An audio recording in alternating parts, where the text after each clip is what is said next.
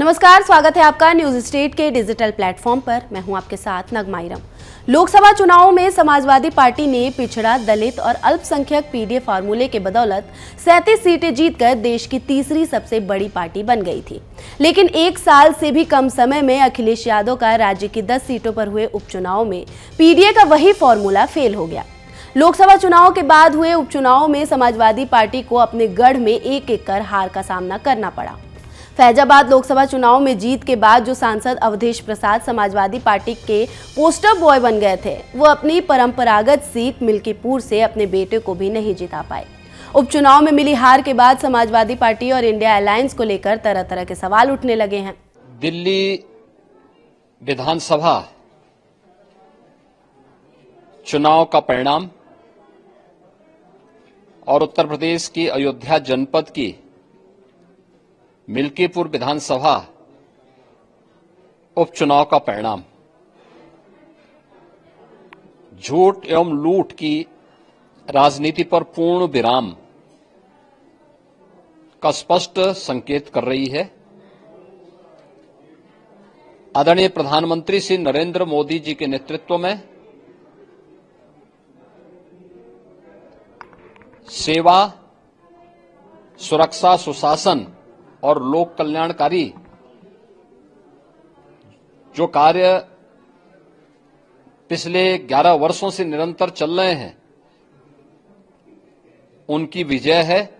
अयोध्या में लोकसभा का रण जीतकर बीजेपी पर हमला बोलने वाली समाजवादी पार्टी सुरक्षित सीट मिल्कीपुर हार को अपने रणनीति की असफलता के बजाय बीजेपी पर चुनावी तंत्र के दुरुपयोग का परिणाम बता रही है। अखिलेश यादव अपने कार्यकर्ताओं से लेकर मतदाताओं तक संदेश देने की कोशिश कर रहे हैं कि अगर बिना धांधली के चुनाव होता तो बीजेपी उसके पीडीए का सामना नहीं कर पाती।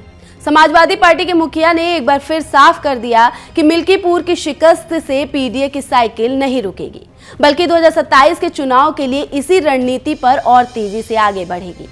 अखिलेश यादव ने योगी सरकार पर चुनाव में धांधली का आरोप लगाते हुए कहा कि सभी 403 विधानसभाओं में ये 420 नहीं चलेगी। उत्तर प्रदेश की हमने आपने लूट देखी है। ये जो लोग मिल्कीपुर एक विधानसभा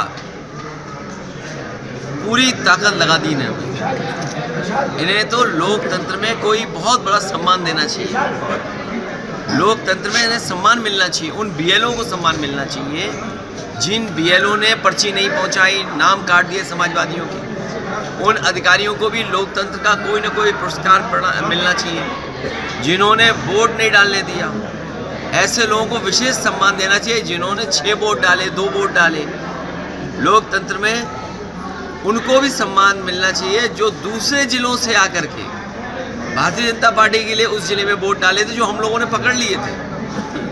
तो ये चुनाव नहीं था, ये लूटा था इन्होंने चुनाव, और ये जनता देख रही है।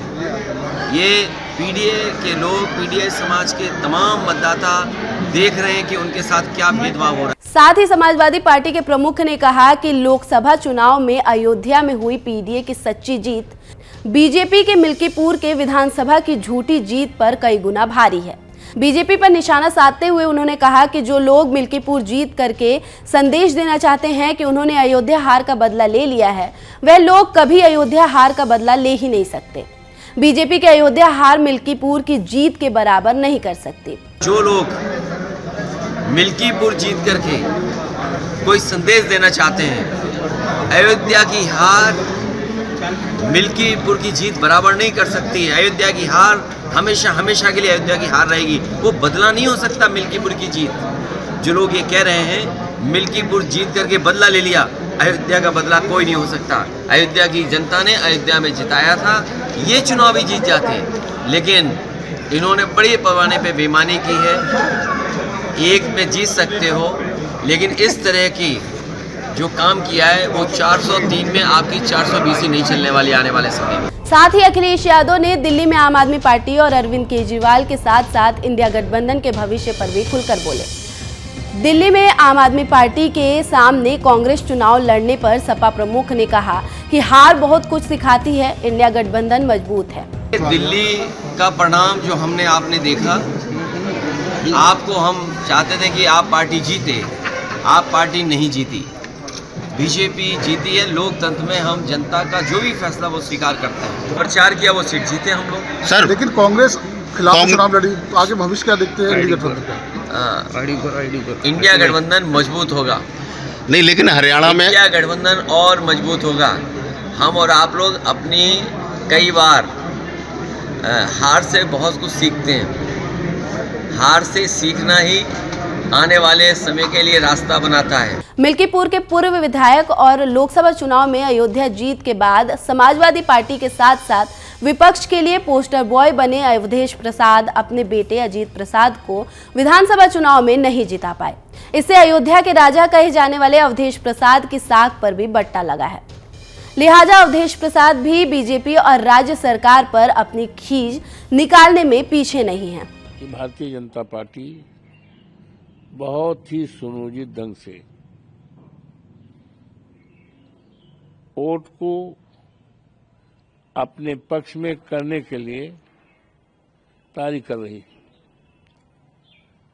शुरुआती दौर में ही इस बात की जानकारी मिल रही थी कि मतदान केंद्र पर जो भी पीठासीन अधिकारी और जो भी चुनाव के कर्मचारी लगाए जाने की तैयारी है, वो पूरी तरह से भारतीय जनता पार्टी के या तो कार्यकर्ता रहे हैं, या संगठन में रहे हैं, या रिश्तेदारी में रहे हैं, और उन्हीं को भेजा जाने की तैयारी है। और पीडीए के किसी भी कर्मचारी को लगाने की तैयारी कौन कहे, उनको पूरी तरह से इग्नोर करके तैयारी किया गया। जिसके संबंध में मैंने चुनाव आयोग को, भारत के और प्रदेश के चुनाव आयोग को और यहाँ के सारे मीडिया के लोगों को, यहाँ के जिलाधिकारी जो चुनाव के जिम्मेदारी होती है, जिलाधिकारी अयोध्या को। पिछले साल अयोध्या में भव्य दिव्य मंदिर में भगवान रामलला की प्राण प्रतिष्ठा से 5 महीने बाद ही हुए लोकसभा चुनाव में करारी हार से बीजेपी को झटका लगा था। अवधेश प्रसाद के सांसद चुने जाने के बाद मिल्कीपुर विधानसभा सीट खाली हुई थी। अयोध्या के कारण मिल्कीपुर उपचुनाव समाजवादी पार्टी और बीजेपी के बीच प्रतिष्ठा की लड़ाई बन गई थी। बीजेपी मिल्कीपुर चुनाव जीतकर जहां लोकसभा चुनाव में मिली हार का बदला लेना चाहती थी, तो वहीं सपा अपने विजय अभियान को जारी रख देश स्तर पर बड़ा संदेश देना चाहती थी। सपा ने प्रसाद के बेटे अजीत प्रसाद को उपचुनाव में उतारा तो बीजेपी ने चंद्रभानु पासवान को प्रत्याशी बनाया। मिल्कीपुर में बीजेपी को 1,45,893 वोट मिले और सपा को 84,254 वोट मिला। इस तरह बीजेपी के चंद्रभानु पासवान ने समाजवादी पार्टी के अजीत प्रसाद को उपचुनाव में 61,000 से ज्यादा वोटों के अंतर से जीत हासिल की। मिल्कीपुर सीट पर बीजेपी की जीत के साथ फैजाबाद लोकसभा क्षेत्र के सभी 5 विधानसभा क्षेत्र पार्टी की झोली में आ गए। साल 2022 में विधानसभा चुनाव में अयोध्या जिले की मिल्कीपुर एकमात्र सीट थी जिस पर बीजेपी हारी थी। फिलहाल इस वीडियो में मेरे साथ इतना ही। बाकी देश और दुनिया की तमाम खबरों से अपडेट रहने के लिए न्यूज स्टेट को सब्सक्राइब कर लें और वीडियो पसंद आई हो तो वीडियो को लाइक कर दें। न्यूज नेशन अब व्हाट्सएप पर खबरों के ताजा अपडेट के लिए न्यूज नेशन के इस QR कोड को स्कैन करें।